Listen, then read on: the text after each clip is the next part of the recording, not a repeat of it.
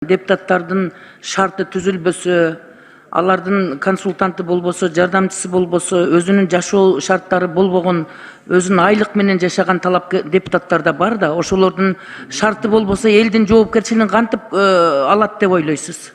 Бүгүнкү акыбалда депутаттарга жетишерлик шарт жок. Машинеси жоктор бар, үй жоктор бар, айлык менен жашагандар бар.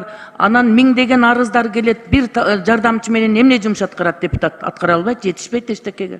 Сиз ушуга жооп берип коңуз конкреттүү түрдө. Надира Азимовна, азыр фракцияларга жанакы депутаттык топтор деп атабыз.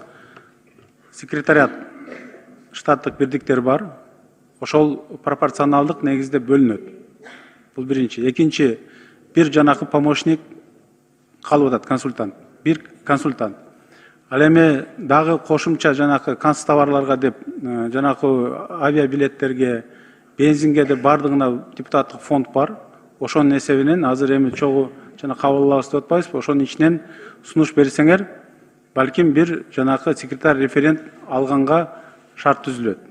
Же башка ойлор болгон болсо, аны мен жалгыз чече албайм.